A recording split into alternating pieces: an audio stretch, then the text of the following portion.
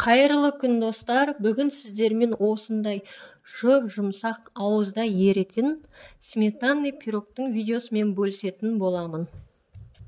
Ең алдымен ұнымызға разрыхителімізді саламыз және жақсылап араластырамыз.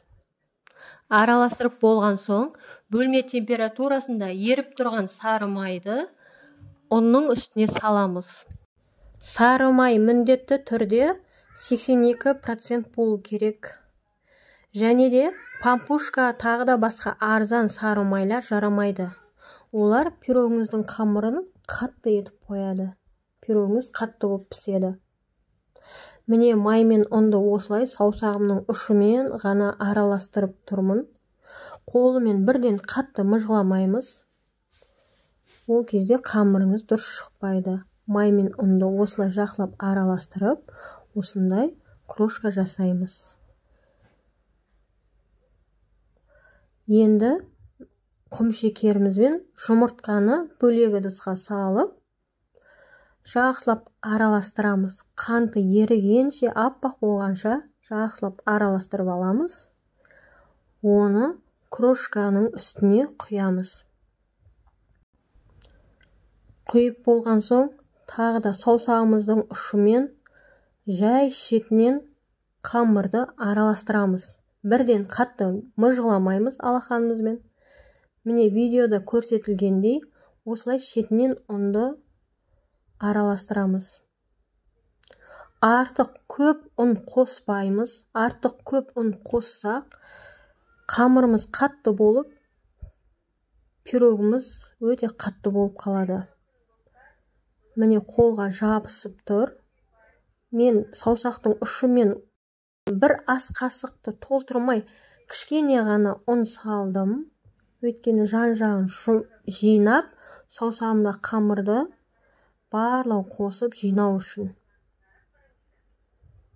Артық ұн қосуға болмайды. Артық ұн қоспаңыздар. Пирогтың жұмсақ болып пісуі майдың 82% жақсы майға байланысты және ұнның көп қоспауы, мөлшермен қосуы. Қамырымыздың жұмсақ болып пісуі содан. Қамырымызды илеп болдым. Қолымдағы жабысқан қамырларды осылай түсіріп алдым. Кішкене осылай жабысып тұрады. Оны пакетке орап, жақсылап холодильникке жарты сағатқа, одан да ұзақ тұрса болады.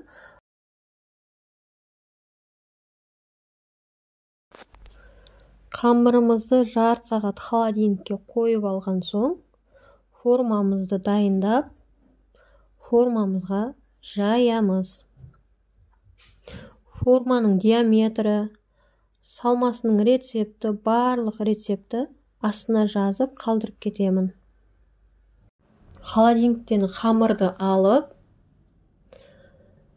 алақанымызбен жаямыз. Бөлме температурасында қамыр жайлап жібіп, жұмсарады. Сол кезде қолымызды ұнға батырып, саусақтарымыздағы ұнды себелеп, осылай жайып отырамыз. Алақанымызбен астын тегіс істейміз. Осылай шетінен бортик шығарамыз. Барлығын жақсылап тегістеп аламыз. Және бортикті осылай саусағымызбен көтереміз.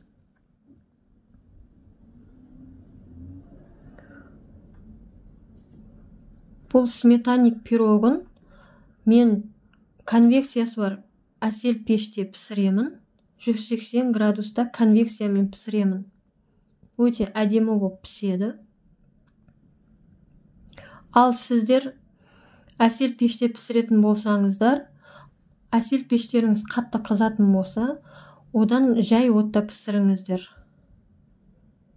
150 градуста пісіріп көріңіздер. Бұл өте қиын пирог, дұрыс піспей қалуы мүмкін. Қамырын жайып болған соң, салмасын дайындаймыз. Ең бірінші, жұмыртқа мен құмшекерді араластырамыз. Құмшекерді міндетті түрде бөліп қосып отырып араластырамыз. жақсылап құм шекері ергенше араластырып алу керек. Вилкамен араластырсаңыздар да болады. Мен блендермен араластырып алдым.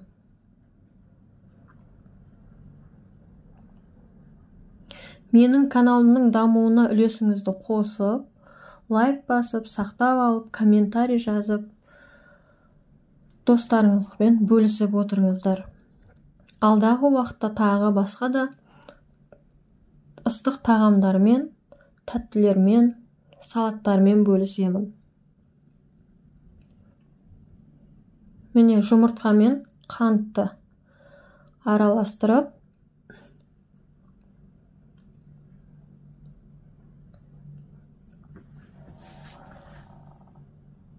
жақсылап араластырып болған соң қаймақты саламыз.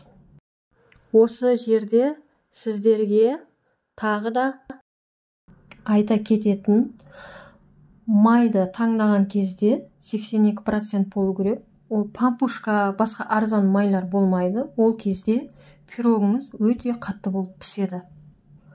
Жақсы, сапалы 82% майларды таңдасаңыздар, пирогыңыздың қамыры жұмсақ болып піседі. Пирогтың қамырының жұмсақ болуы соған байланысты.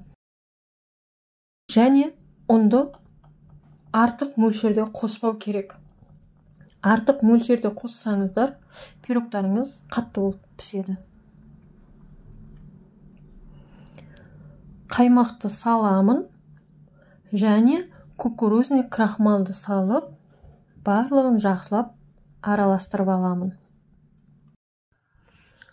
Және де қаймақ 20% болу керек. Одан проценті төмен болса, сметана пирогыңыз сұйық болып, дұрыс шықпай қалады.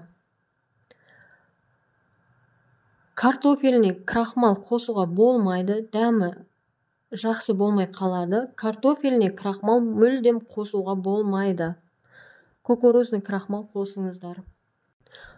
Кукурузный крахмал табылмаса, оның орнын ұнмен алмастыруға болады. Міне осылай вилкамен немесе венчикпен араластырамыз. Бір келкі масса шыққаннан кейін дайындап қойған қамырдың үстіне құйып, қызып тұрған пештің ішіне қызарғанша пісіріп аламыз. Градусын, уақытын барлығын жазып кетемін астына толық. Әсел пеште пісіретін болсаңыздар, төмен отта пісіріңіздер. Әсел пеште пісіру өте қиын бұл пирогты. Бір жасағаннан шықпайды. Бірінші 150 градуста пісіріп көріңіздер.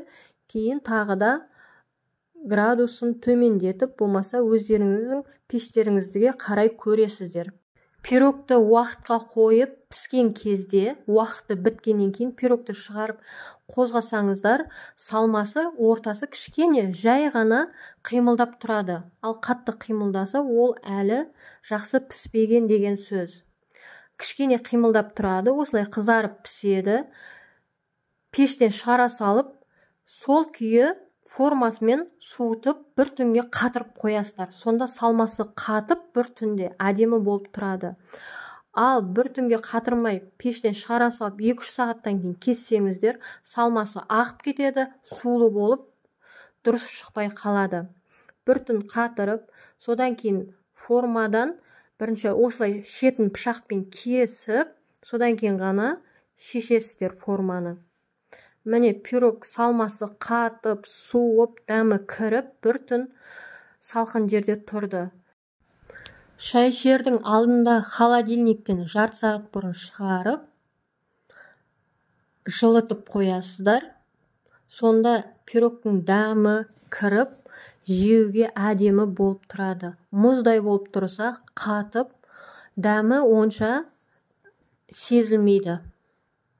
Сметанный пирог осындай болып шығады, жұп-жұмсақ, ауызда ериді, өте дәмді. Жасап көріңіздер.